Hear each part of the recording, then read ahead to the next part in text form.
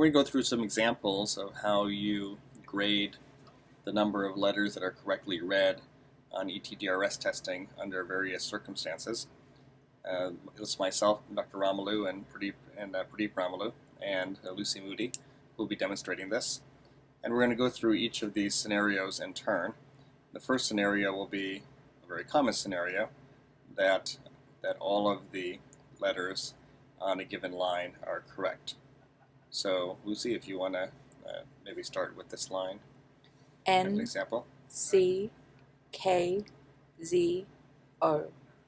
So since all of them are read correctly, one would simply give that a score of 5 and move to the next line. So let's now do another example, going to be another common one where somebody has one or more missed letters. R, N, S, O, K. So there's 2 missed letters correct. There's 2 missed letters and there's 3 correct letters. And so for that specific line, they would get a score of 3 letters being read correctly. We'll move on to the next scenario, which is how one handles skipped letters. D, V, H, R. So since the O was skipped, but everything else was read correctly, then one gives a score of 4 out of 5 over here, and the O being skipped is counted as being missed or incorrect. We'll get to now to some more complicated scenarios. So one is where a letter is missed and it's corrected, before the next letter is read. Do this line here. C, Z, R, H, S.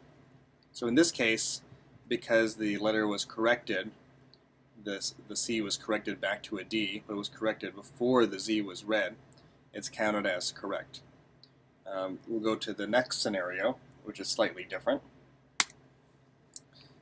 So now where we have something is missed and corrected,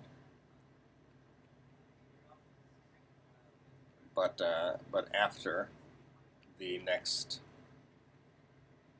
letter is read.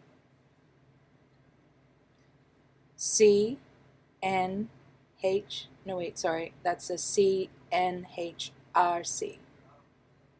No, O, N, H, R, C. So once the N is read, the letter that was read as a C becomes established as a mistake. So even though later on the reader went back and read the C correctly as an O, as soon as the next letter is read, that incorrectly read letter becomes registered as a mistake that can't be corrected after that point in time. On the other hand, if somebody had said C, O, N, H, R, C, then all of these would have been correct. This line would get a score of 4 out of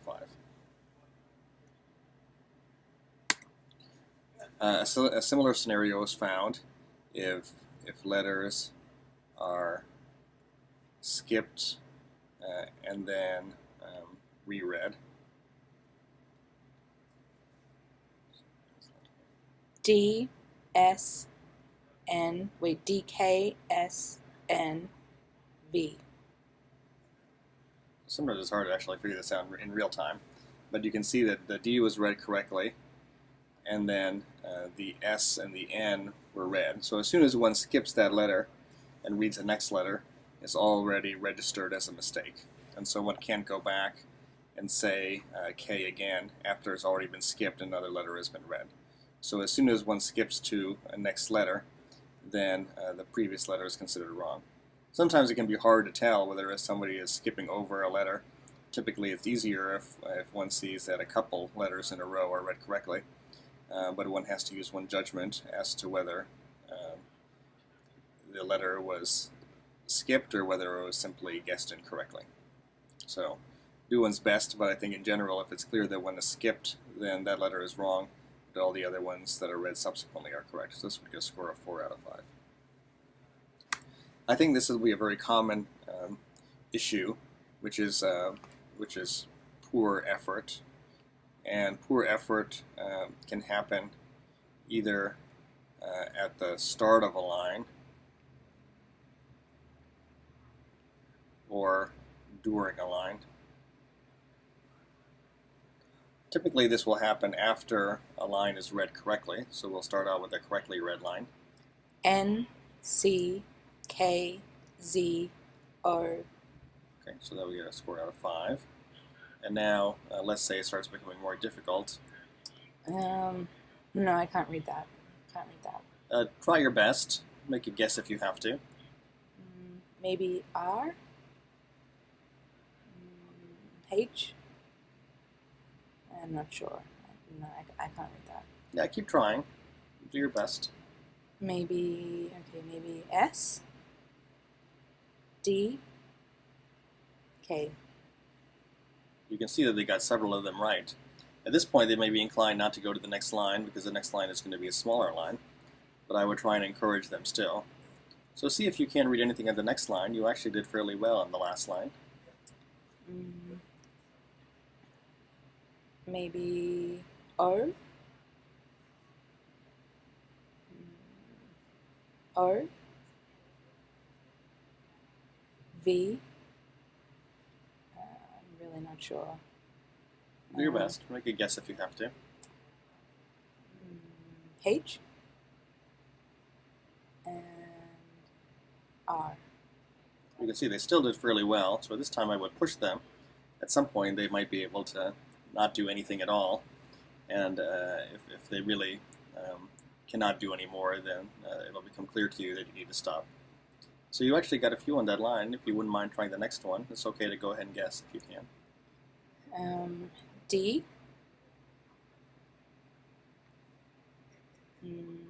I'm not sure of that one. Take a guess. K? R? N? S. Since they still got a couple right, I would go ahead and push them to do the next line. Although at this stage, with them having so much difficulty, it would not be surprising for somebody to say that they just look like dots or something of that nature. Yeah, I can't read anything on that line. Are you sure you can't even manage to guess? Is there a 7? So there they guess a number.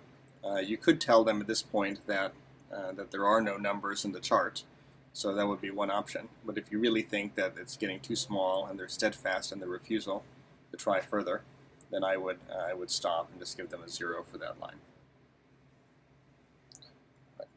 So one thing that you will encounter on occasion is people who pick out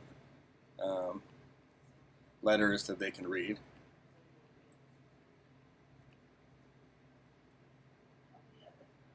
So this will typically happen with a smaller line, so let's assume that it's happening over here. Can you read this line here now? Yep. V, S, K, N, D. Try going from left to right if you don't mind. D, S, N, V. So you can see that she went from D to S. So I don't know whether the K just wasn't seen or it was skipped, or whether the S was just a guess for the K. Until really the N and the V are said, one's not clear whether it was just a skip or going on. But once the N was read, then it was clear that the K was just a skip. Sometimes, especially as the letters get very small, people will kind of guess the various letters and say, oh, I see a K there and an N there, and it's important to make sure that they start from the beginning of the line. One thing that one has to be on the concern for is sudden improvement.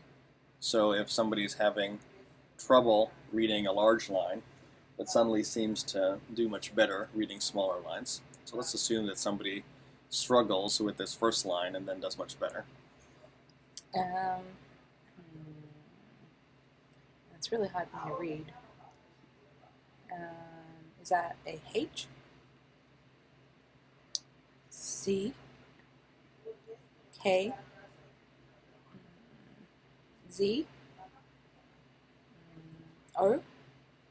Good. If you could move on to the next line.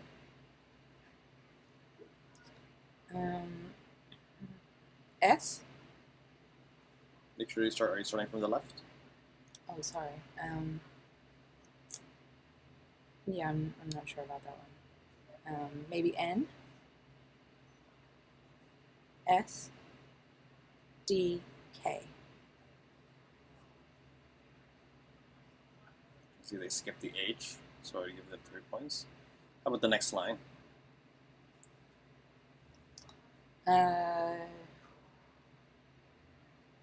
D? O? V? H? R? So you can see that line was read much more quickly than the previous 2 lines. So while I marked all of these correct, you'll want to be very aware and look at it and make sure that the patient isn't cheating and isn't looking out of the contralateral closed eye. Alternately, sometimes people can have their vision improve. For example, if they blink a little bit and suddenly their tear film is clear, you might be able to see much better than they can. So that's a few examples of situations you might encounter when doing ETDRS testing. Thank you.